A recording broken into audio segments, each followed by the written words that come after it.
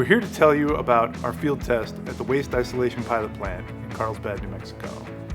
The test is being done to characterize brine availability and salt to better the disposal of radioactive waste for the Department of Energy's Office of Nuclear Energy. These tests are being conducted underground at the Waste Isolation Pilot Plant, 650 meters below land surface in 250 million-year-old salt deposits. The motivations for this test are threefold. First of all, we're doing this to collect data that was going to help validate both conceptual and numerical models of how a salt repository behaves. Second of all, we're doing it to better understand the fate of brine in a salt repository under potentially heated conditions. And third, we're doing it to train a new generation of earth and repository scientists to conduct this type of work and to contribute to the overall pool of knowledge about it. Because a lot of the tests that were done of this type were done back in the 80s and the 90s, and those people have since retired. And so the Department of Energy is trying to improve the pool of people who can work on this topic. The brine availability part of the test, brine availability is two parts. There's where does the brine come from, and second of all, how does it get to the excavation? So the types of brine that are available include brine that is either in or around the salt crystals themselves. Then you have brine which is associated with other non-salt formations, so it might be clay or other minerals like gypsum or polyhalite.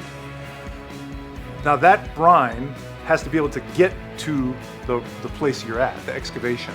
And typically salt in the far field, a long ways from the excavation, is impermeable. Brine's not going anywhere, it's trapped. But the actual process of mining out the drift creates enough damage that it allows brine to drain towards the excavation. So really, to characterize the brine availability, we're characterizing both what types of brine there are and how much there are, and the pathways they have to get to the excavation. And so the test has two components. We have two almost identical arrays of instruments, one heated and one unheated, so we can see the effects that heat have on brine coming to the experiment. And we're monitoring both the brine flowing into the experiment and the evolution of this damage zone around the drift, because that's actually the actual pathway the brine takes to get to the drift. So in this field test, we have a large amount of data collection and techniques that we will be deploying to see how the salt actually responds when it's heated. Some of the things we'll be looking at include looking at the structure of the rock cores before and after the test.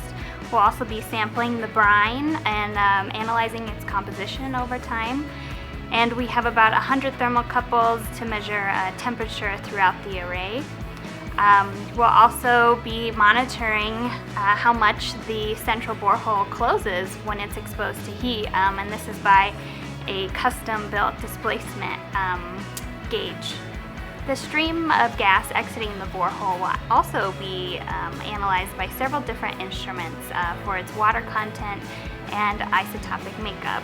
And this is to help identify and distinguish the three main sources of brine that we hope to see in the test. About midway through the test, we will be deploying gas and liquid tracers in one borehole and hopefully be able to capture the breakthrough time in another borehole. And this corresponds directly to the permeability of the rock salt and how it will change during the heated portion of the test. Some of the more technically advanced geophysical methods we will be using are acoustic emission sensors, which actually will hear the changes in the porosity and permeability in the salt.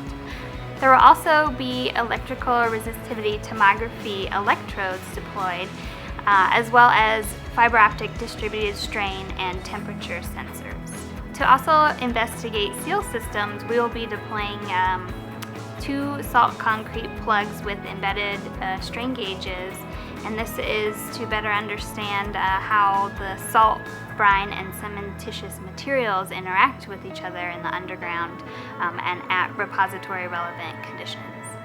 The goal of this test is to gain more insight into the behavior of salt formations and advance the science of radioactive waste disposal.